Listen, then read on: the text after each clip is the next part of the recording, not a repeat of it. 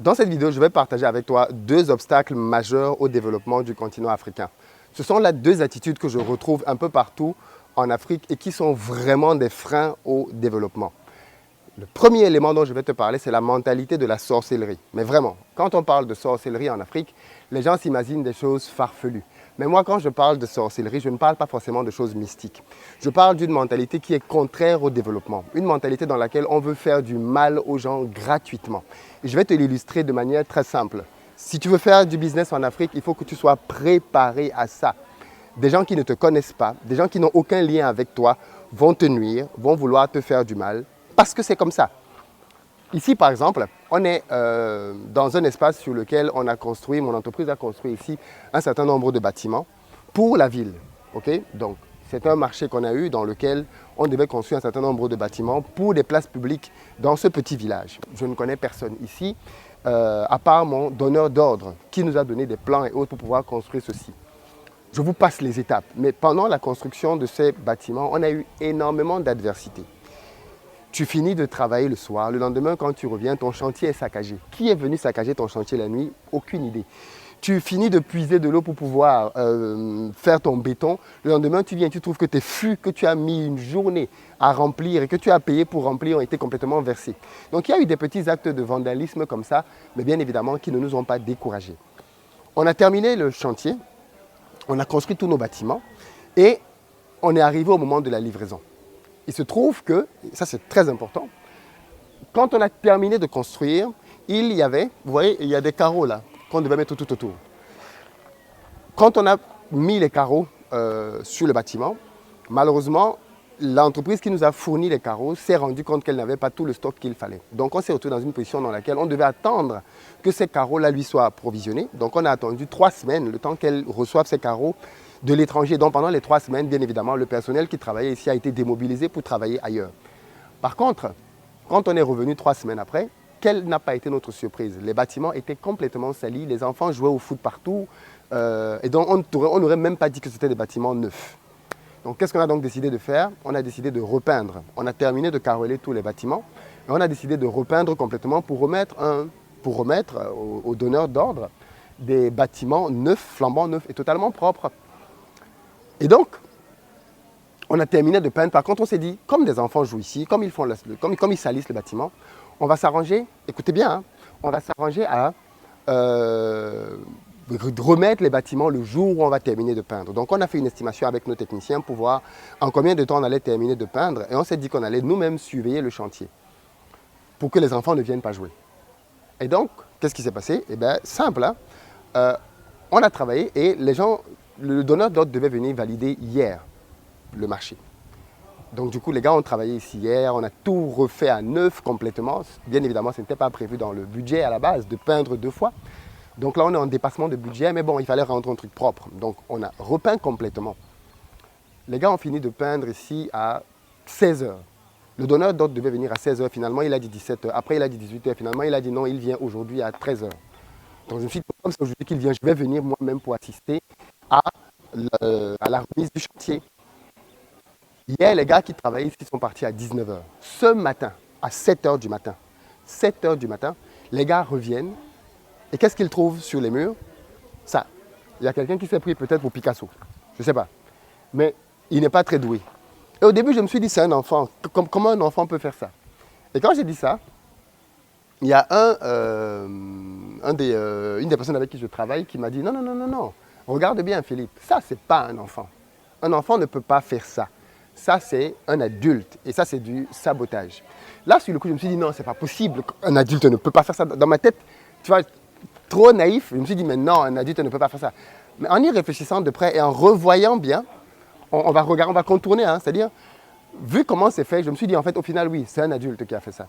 Et c'est un adulte qui a fait ça avec la volonté manifeste de saboter le chantier. Un enfant, et puis quand on est arrivé, il y avait un petit enfant qui voulait venir salir le mur. Et il a ramassé un truc au sol, et je l'ai interpellé en lui disant, ne salis pas le mur, quitte devant le mur. Il est venu entrer dans le bâtiment pour vouloir jouer de l'intérieur. Je lui ai dit, non, on ne joue pas dehors. Donc du coup, j'ai chassé les enfants qui étaient là. Et je me suis rappelé comment, en fait, c'est ça la logique de l'enfant. Un enfant ne peut pas avoir cette logique-là. Là, c'est quelqu'un qui a pris un pinceau et qui a fait un gribouillis là.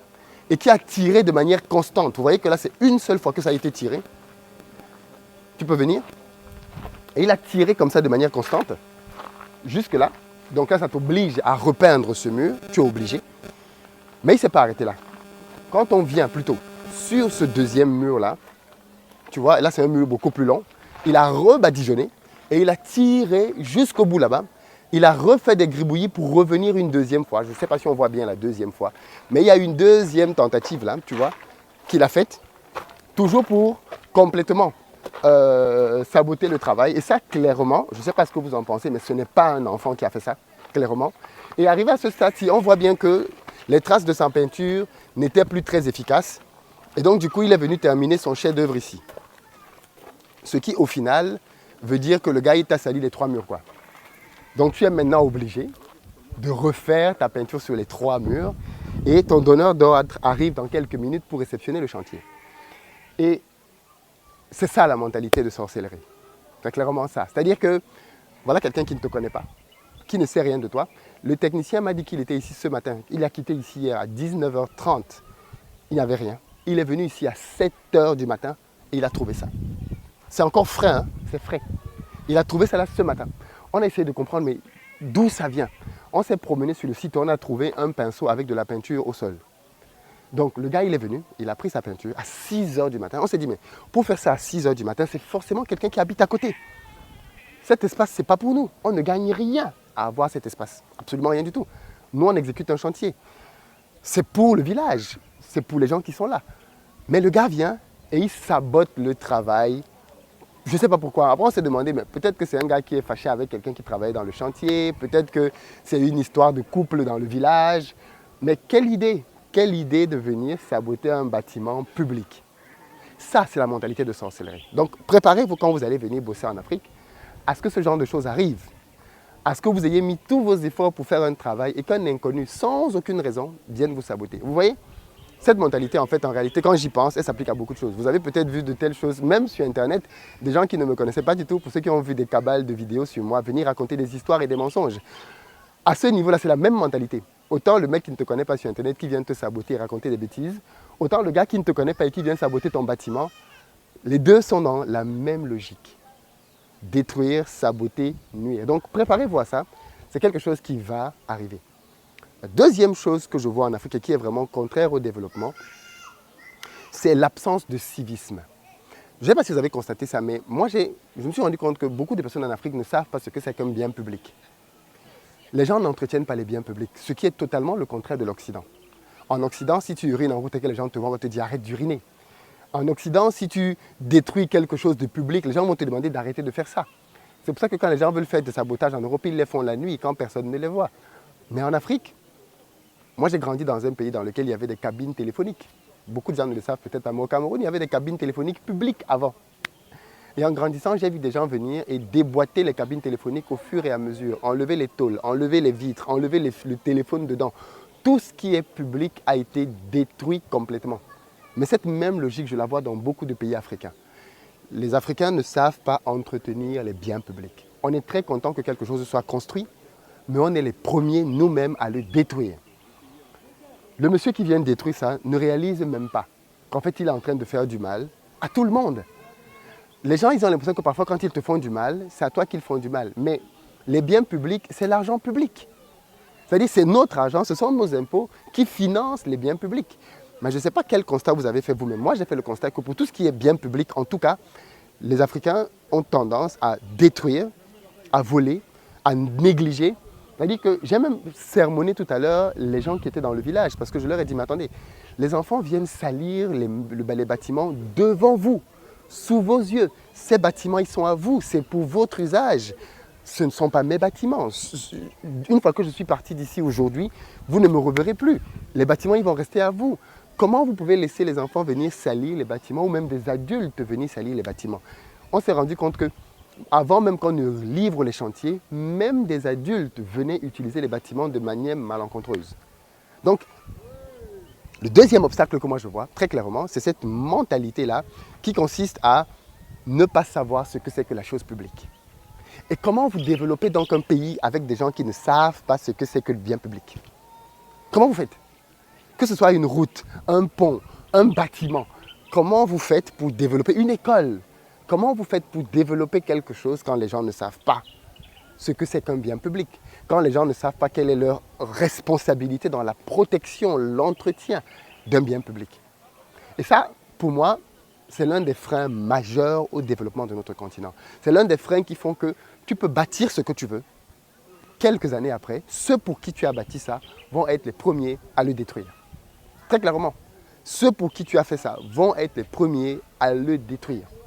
Et c'est une mentalité que je vois à beaucoup d'endroits. Peut-être que vous avez vous-même vécu des situations qui vous ont laissé voir ça, mais je trouve que c'est grave et c'est alarmant. Et je veux que cette vidéo serve d'alerte. Et je pense qu'il faut la partager pour que les gens comprennent bien qu'un bien public, c'est un bien pour tout le monde et c'est un bien dont tout le monde est garant. La chose publique, et c'est peut-être cette banalisation de la chose publique qui fait que justement en Afrique, on n'est pas assez sévère envers la corruption. Quand un fonctionnaire prend l'argent public, le détourne pour se faire plaisir à sa tisa, pour faire plaisir à qui tu veux, au vu et au su de tout le monde et que personne ne dise rien, il y a un problème. En Europe, quand les gens volent, ils se cachent. En Europe, quand les gens volent, ils volent dans des paradis fiscaux, ils font des montages complexes. La population découvre seulement au travers d'enquêtes que tel était un voleur. Chez nous, les gens qui volent, ils volent au vu et au su de la population. Les gens savent que ce gars-là, il est en train de voler l'argent public pour s'enrichir. Et personne ne dit rien. Parce qu'il n'y a pas de forte notion de ce que c'est que le bien public. Et donc peut-être que, en travaillant ces deux problèmes-là, la mentalité de la sorcellerie et la prise de conscience de ce que c'est qu'un bien public, on fera un bond drastique. Parce qu'en fait, le problème de l'Afrique, ce n'est pas qu'il n'y a rien, ce n'est pas qu'il n'y a pas d'infrastructure. C'est que les peu qu'on a sont très mal entretenus. Vous pouvez le voir dans tous les niveaux, les routes, les péages, tout est mal entretenu. Et ceux qui existent même, et ceux qui détruisent, on les connaît. Ils détruisent au vu et au su de tout le monde, et on ne leur dit rien, on ne fait rien. Et je pense que c'est grave, c'est vraiment grave. Et comme on dit souvent, le développement, il commence d'abord là, dans la tête. Avant de se matérialiser par des choses physiques, il commence par la tête. Et c'est peut-être là qu'il est urgent de commencer à faire le travail. Et j'espère que cette vidéo va servir d'alerte pour que les uns et les autres prennent bien conscience qu'il y a peut-être quelque chose à faire à ce niveau-là. Dites-moi ce que vous en pensez de ces deux sujets-là. Je pense qu'il y a beaucoup à dire là-dessus. Allez, ciao!